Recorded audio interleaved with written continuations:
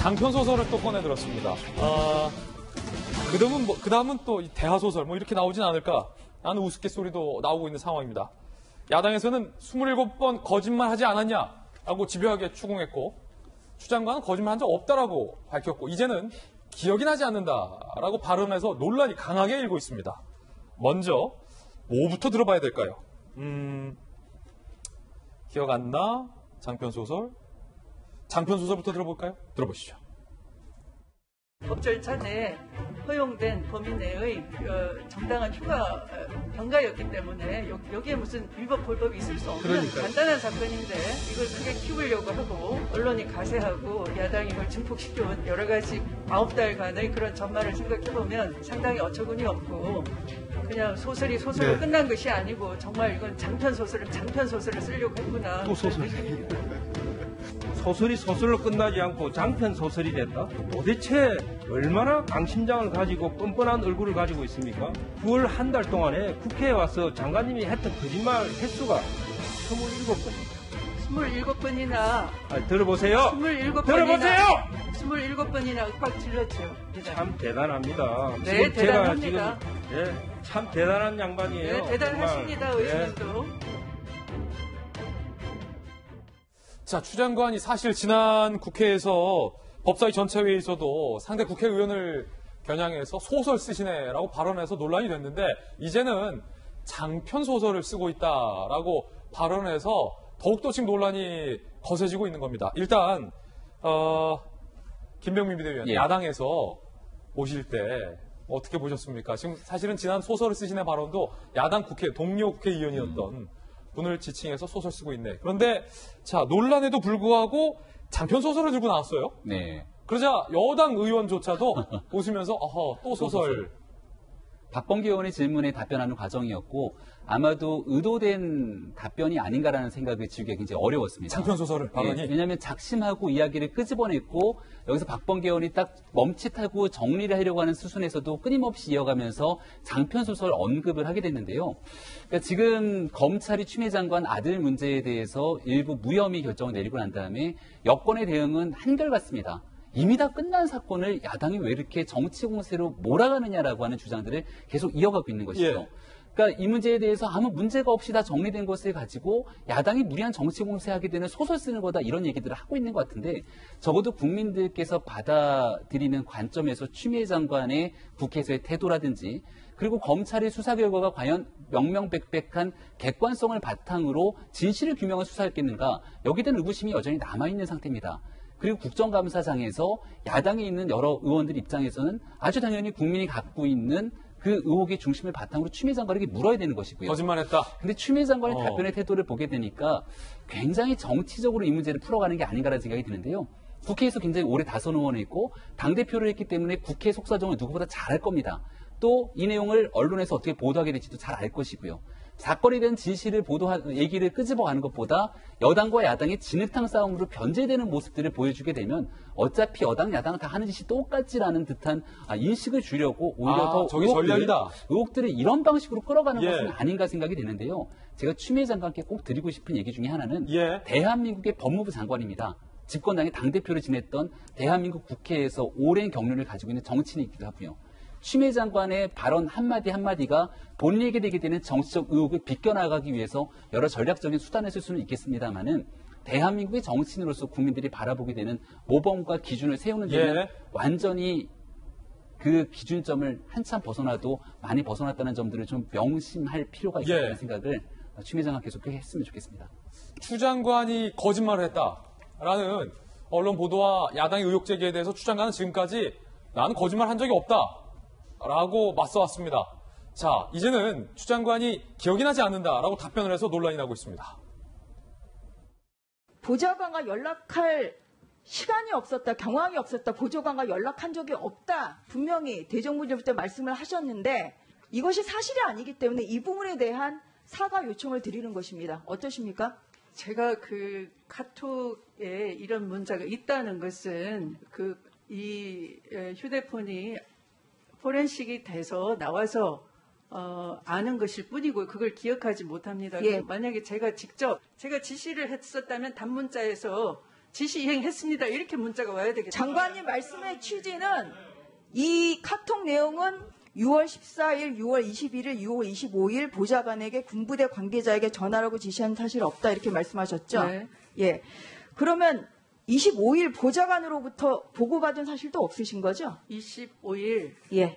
보좌 어떻게 다 기억하겠어요? 장관에게 여쭤보고 있습니다. 기억하시겠냐고요. 4년 전 전화. 기억이 안 나십니까? 저도 보좌관이랑 기억하는데 하나도 기억 아니 기억은 못해요. 국방부가 헌연일체가 돼서 서일병 구하기에 올인하는 모습을 보면서 이미 수사 결과를 예측을 했습니다. 서일병은 구해지는 사람이 아니고요. 서일병은 군 복무를 다 이행한 사람입니다. 굳이 구할 필요가 없습니다. 김광삼 변호사님 수사 많이 해보셨잖아요. 자, 추 장관이 기억이 나지 않는다라고 답변을 했습니다. 그렇다면 추 장관 말대로라면 잘 기억이 나지 않는 사안에 대해서 왜 지난 국회에서 그런 사실이 없다라고 강력하게 부인했을까요? 보좌관에게 지시한 적도 없고 지시를 할 위치도 아니다라고 말이죠. 이 기억에 관해서 우리가 이제 두 가지 정도 얘기할 수 있어요. 예, 지시한 사실이 있습니까? 그러면 사실은 기억이 나지 않습니다. 이게 맞겠죠. 예, 근데 보좌관에게 지시한 사실이 없습니다. 이렇게 얘기를 하잖아요. 예. 아니, 보좌관이 전화한 사실이 없습니다. 예. 이렇게 얘기하잖아요. 그럼 전화한 사실이 없다는 건 본인의 기억이 명확한 거 아닙니까? 예, 두 번째 진술이 어떻게 바뀌냐면 보좌관한테 전화하라고 지시한 사실이 없습니다. 그래요. 예. 그럼 보좌관이 전화한 것은 전제로 해서 나는 지시한 적이 없다는 거잖아요. 그것도 기억이 있어야만 가능한 얘기죠. 그럼 이건 기억이 명확해야지 이런 얘기를 할 수 있는 거잖아요. 앞선 발언이 사실은 그렇죠. 되려면. 그리고 어. 그 추미애 장관의 어떤 저희 기억이 나지 않는다는 걸 좀 이해할 수 없는 부분은 카톡의 포렌식에서 다 나왔잖아요. 그러면 본인은 그 카톡에 있는 포렌식을 보면 기억을 할 수 있는 거예요. 예. 아, 내가 그렇게 했구나. 그렇게 한 건 맞습니다. 아, 기억은 되살아나는 것이다. 그리고 만약 기억을 못했다 하더라도요. 그 전에 기억을 숨겼을지 모르지만 카톡을 보면 기억이 나거든요. 그러면 이게 수사의 관점에서 그냥 본다고 한다면 사실은 지금 뭐 검찰에서 무혐의가 났으니까 사실 이제 없던 걸 된 거 아닙니까? 예. 근데 만약에 저 재판정에 가서 카톡을 제시했는데도 기억이 나지 않는다고 하면 예. 추미애 장관의 말을 믿겠어요? 카톡을 믿겠어요? 카톡 말을 믿겠죠. 카톡을 믿겠죠. 카톡은 전형적인 물증이고 디지털 증거거든요. 예. 그래서 제가 이제 설명해서 법적인 걸 설명한 거고 이제 정치적이랄지 아니면 추미애 장관의 생각하는 거와는 좀 다를 수 있습니다. 예. 자, 결국에는 법사위가 파행이 됐습니다. 그 장면도 함께 보시죠. 김남국이 너무 심한 거 아닙니까?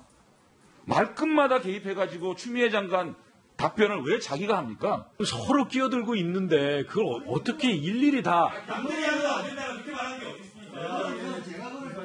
본인들을 자극해주면서 김남국이가 어떻게 추미애 장관이 끼어들고 사과한 거라고? 자, 발언 구명기도 사과 안 했어요? 안 했어요. 언제 안 했어요? 언제 했는데요? 지난번에 안 했어요? 사과하는 것은 반말하지 마시라고요. 자, 본인이 반말하지 마. 잠깐 좀 위원장이 언제까지 참아야 됩니까? 여기는 장마당이 아니잖아요.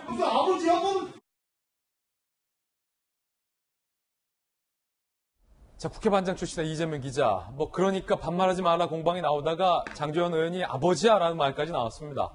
어떻게 보셨습니까, 이 장면? 글쎄요, 저는 어쨌든 법무부 장관이 거짓말을 했느냐 안 했느냐는 저는 모든 민주주의 국가에서 의회에서 중요하게 다룰 사안이라고 생각합니다. 그 점에서 야당이 물어보는 거에 대해서 사실 추미애 장관이 본인의 의견을 얘기하면 되죠.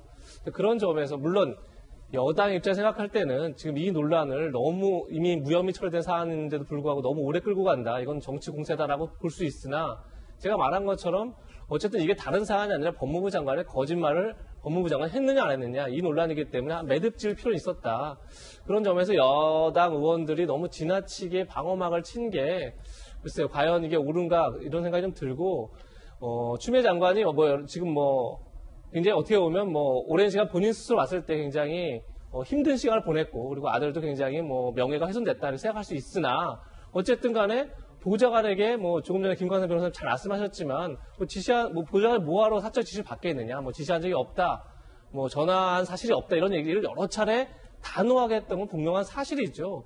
그 자체가 부정될 수 없는 건데 지금 이제 그 얘기에 대해서 추미애 장관은 기억이 안 났다라고 지금 말하고 있습니다. 그러니까 기억을 못했다면 거짓말이 아닌 게 아니죠. 그건 누구나 당연히 상식적으로 생각할 수 있는 거죠. 나중에 알았더라도 내가 그때 착오를 했고 그게 불가피하게 그런 말 했다고 그러면 사과할 수 있는 거죠. 만약에 기억이 안 나서 거짓말이 아니라면 모든 범죄가 면죄부가 되는 거죠. 내가 기억 못하면 다 그 범죄는 없는 거죠. 그런 점에서 저는 법을 굉장히 누구보다 전공을 하셨고 판사를 지내셨고 또 여당의 대표를 지내셨고 지금 법무부 장관을 하시는 분인데 기억이 나지 않기 때문에 사과할 수 없다는 논리 자체는 예. 굉장히 좀 부적절한 게 아닌가 생각이 들고 좀 마지막 말도 만약에 자신이 지시를 했다 그러면 답변을 지시를 이행했습니다 이렇게 답변했을 것이다. 그 상당히 어떻게 보면 논리적이지 않죠. 예. 그럼 모든 명령에 대해서 명령을 이행했습니다 이렇게 했을 때는 명령은 아닌 거잖아요. 예. 어떤 거에 대해 보고를 받았으면 그 자체가 지시를 이행한 거죠. 그래서 전 굉장히 논리적으로 맞지 않은 얘기를 굉장히 오랫동안 하시면서 이 논란을 오히려 그냥 끌고 갖고 계시는 게 좀 추장관이다 이런 생각이 들어서 좀 어제 모습이 굉장히 안타깝게 봤습니다. 기억이 안 난다고 해서 거짓말이 안 되는 건 아니다. 굉장히 상식적인 말이죠. 법사위 파행 보면서 짧게 느낀 점 김만삼 변호사님. 드리면요. 사실 어제 법사위는 내버려 두면 추미애 충분히 방어할 수 있어요.